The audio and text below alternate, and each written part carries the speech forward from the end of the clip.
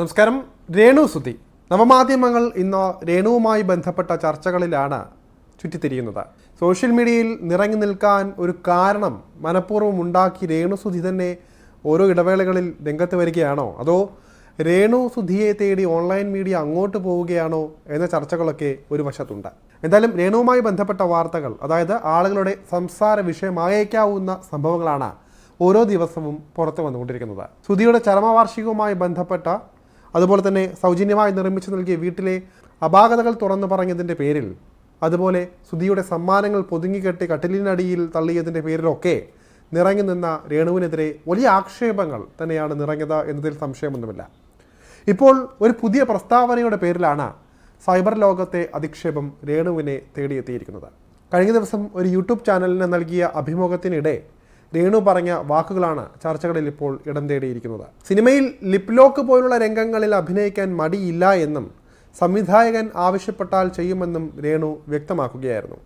എതിരെ നിൽക്കുന്ന ആൾക്ക് ഓക്കെ ആണെങ്കിൽ ചെയ്യും, സിനിമയിൽ ഡയറക്ടർ പറഞ്ഞാൽ അത് ചെയ്യും, വരുന്ന അവസരങ്ങളൊന്നും വേണ്ട എന്ന് വച്ചിട്ടില്ല, എൻ്റെ ഒരു സ്വഭാവം വെച്ചിട്ടാ വേണ്ട എന്ന് വയ്ക്കുമെന്ന് തോന്നുന്നുമില്ല. ഇങ്ങനെയാണ് രേണു അഭിമുഖത്തിനിടെ പറഞ്ഞത്. രേണുവിൻ്റെ പുതിയ പ്രസ്താവനയെ പലതരത്തിലും വ്യാഖ്യാനിക്കുന്ന തരത്തിൽ ആളുകൾ കമൻറ്റ് ബോക്സിൽ എത്തിയിട്ടുണ്ട്. അതിലധികവും രേണുവിനെതിരെ വരുന്ന കമൻറ്റുകൾ തന്നെയാണ്. പലതും ഈ വീഡിയോയിലൂടെ കാണിക്കാനോ പറയാനോ പറ്റാത്തത് കൊണ്ട് അതിനെക്കുറിച്ച് കൂടുതൽ ചർച്ചകൾ നടത്തുന്നില്ല. സ്വാഭാവികമായിട്ടും ഉയരുന്ന ചോദ്യമാണ്, രേണുവിന് താൻ എന്ത് ചെയ്യണമെന്നതിൽ പൂർണ്ണ സ്വാതന്ത്ര്യം ഉണ്ട് എന്നും ബാക്കിയുള്ളവർ എന്തിനാണ് ഇതിൽ ഇടപെടുന്നു എന്നതുമൊക്കെയുള്ള ചോദ്യങ്ങൾ. എന്നാൽ ഇവിടെ രേണു എന്ന വ്യക്തി താൻ പ്രവൃത്തി കൊണ്ടും സംസാരം കൊണ്ടുമാണ് ഭൂരിഭാഗം ആളുകളുടെയും കണ്ണിൽ കരടാകുന്നത് എന്നതാണ് യാഥാർത്ഥ്യം.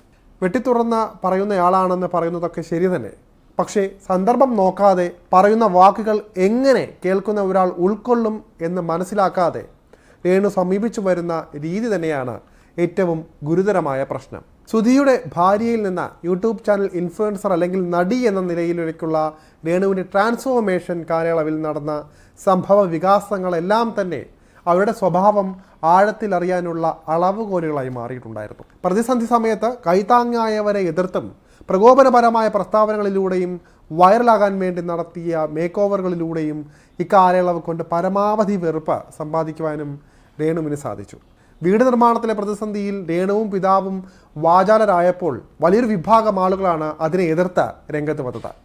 പെട്ടെന്ന് ചാടിക്കയറി വന്ന ഒരു മീഡിയക്കാരൻ തങ്ങളുടെ വീടിന് ചോർച്ചയുണ്ടോ എന്ന് ചോദിച്ചപ്പോൾ തന്നെ ആ പ്രൊപ്പഗാൻഡ അവിടെ പൊളിഞ്ഞതുമാണ്. സുധിയുടെ മരണത്തിന് പിന്നാലെയുള്ള ഏതാനും ദിവസങ്ങളിൽ നിറങ്ങിയ രേണുവല്ല ഇപ്പോൾ കാണുന്ന രേണു എന്നാണ് പൊതുവിൽ ഉയരുന്ന ആക്ഷേപം.